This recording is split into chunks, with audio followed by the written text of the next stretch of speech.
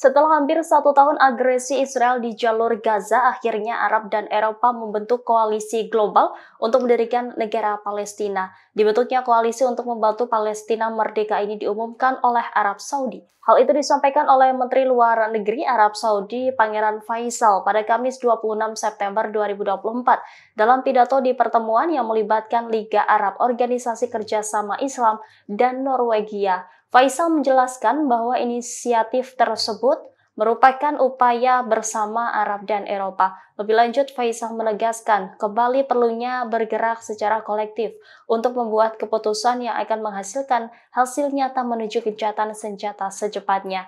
Pangeran Faisal mengatakan pertemuan pertama koalisi global tersebut akan diadakan di Riyadh. Lebih lanjut, Faisal menyebut perang yang berlangsung telah memicu bencana kemanusiaan, termasuk juga kejahatan Israel di tepi barat, Masjid Al-Aqsa, dan tempat-tempat suci umat Muslim dan Kristen lainnya. Menurutnya, Israel terus berdalih membela diri, namun hal itu tidak membenarkan kekerasan Israel terhadap warga sipil Palestina. Diketahui agresi militer Israel di jalur Gaza telah menewaskan lebih dari 41.000 orang.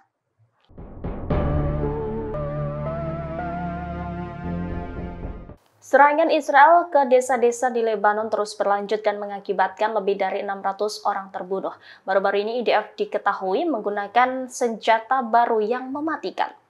Hal ini diungkap oleh sumber keamanan pada Kamis 26 September setelah Israel melancarkan serangan terhadap sebuah mobil di Jalan Beirut Damaskus di Gunung Lebanon. Akibat serangan tersebut, seorang anggota Hizbullah terluka.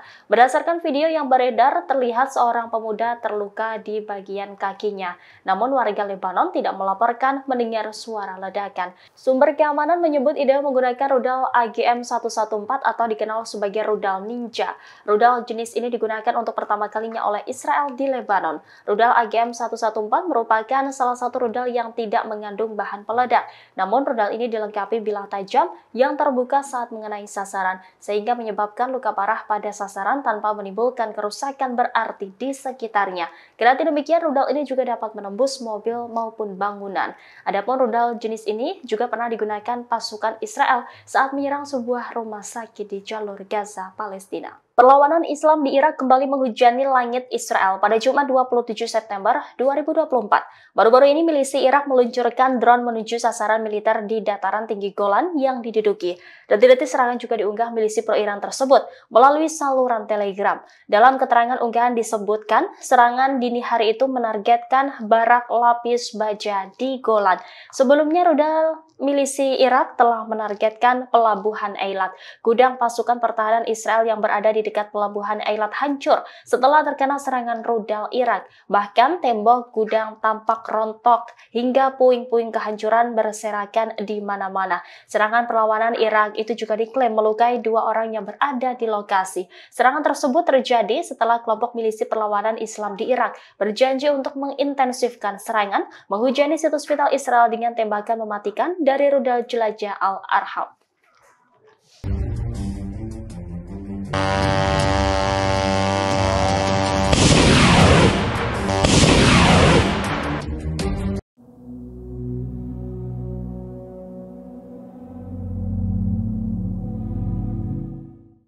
Israel melancarkan serangan udara di perbatasan Suriah dan Lebanon pada Jumat 27 September 2024.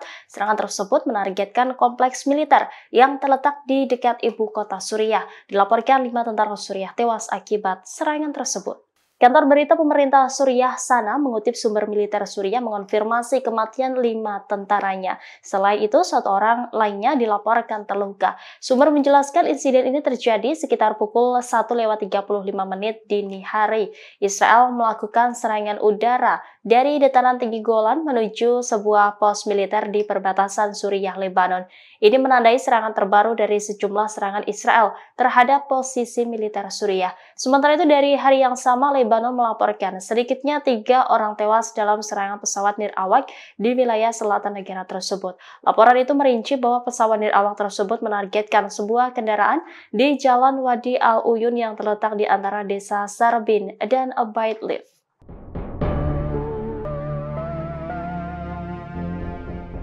Seruan gencatan senjata Israel dengan Lebanon semakin meningkat. Tidak hanya Amerika Serikat, Uni Eropa, dan Australia juga mendesak Israel untuk menyetujui gencatan senjata. Di sisi lain, internal Israel terpecah menyikapi desakan tersebut. Perdana Menteri Israel Benyamin Netanyahu labil dalam menyikapi konflik dengan IDF dan Hizbullah. Sebelumnya, Netanyahu sempat menyetujui adanya gencatan senjata selama 21 hari. Namun Netanyahu mendadak enggan menyetujui seruan tersebut. Ia hanya ingin gencatan senjata selama 7 hari. Sementara itu, Menteri Keamanan Nasional Itamar Ben-Gvir tegas menolak seruan gencatan senjata di Lebanon. Bahkan Ben-Gvir mengancam akan keluar dari pemerintahan Netanyahu jika Perdana Menteri Israel itu menerima usulan gencatan senjata dengan Hizbullah secara permanen. Dia menilai pemberhentian perang akan menunjukkan kelemahan dan membahayakan warga Israel. Menurutnya, gencatan senjata juga akan mencerminkan jika Israel tidak berniat untuk menang. Ben-Gvir, pemimpin partai ekstremis Israel Otzma Yehudit, merupakan salah satu sekutu politik penting Netanyahu dan pendukung agresi Israel ke Palestina serta proyek permukiman ilegal.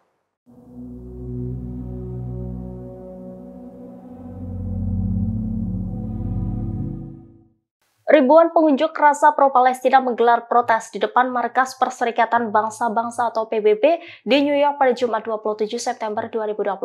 Aksi ini digelar sebelum Perdana Menteri Israel Benyamin Netanyahu berpidato di hadapan Majelis Umum PBB. Massa terlihat mengibarkan bendera Israel dan membentangkan spanduk. Tulisan spanduk menyerukan gencatan senjata di Gaza hingga seruan penangkapan terhadap Netanyahu. Pengunjuk rasa menggambarkan diri mereka sebagai koalisi formal, organisasi-organisasi yang dipimpin oleh orang Yahudi dan Israel yang mengambil sikap anti pendudukan dan anti perang Palestina. Mereka berkumpul di dekat gedung PBB di Manhattan untuk memprotes kedatangan Netanyahu. Diketahui Netanyahu telah tiba di Amerika Serikat pada Kamis 26 September malam. Sementara itu, seorang orator berbicara kepada massa, menyerukan gencatan senjata di Gaza dan membawa keluar sisa sandera Israel yang ditawan Hamas. Sang pembicara bahkan menyebut Netanyahu sebagai tukang bohong. Protes terhadap Netanyahu juga akan dilakukan di luar hotel Netanyahu.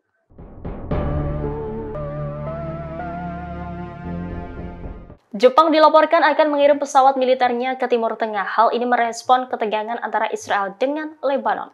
Pemerintah Jepang pada Jumat 27 September mendesak warganya yang tinggal di Lebanon untuk pergi dari wilayah tersebut.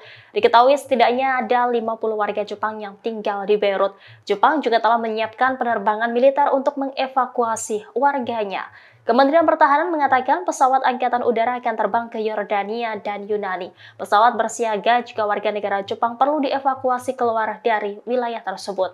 Sumber pemerintah mengungkap pesawat yang akan digunakan untuk mengevakuasi warga adalah pesawat angkut C-2. Tidak hanya Jepang, sebelumnya Inggris juga dilaporkan bakal mengirimkan ratusan tentaranya ke Timur Tengah. Inggris bakal mengerahkan 700 tentara ke Siprus. Langkah ini sebagai persiapan kemungkinan evakuasi warga negara Inggris dari Lebanon. Menhan Inggris John Healey mengatakan bahwa militernya telah bersiap selama berbulan-bulan untuk kemungkinan evakuasi darurat. Diketahui 2 kapal perang Inggris telah berada di lepas pantai Siprus Selatan.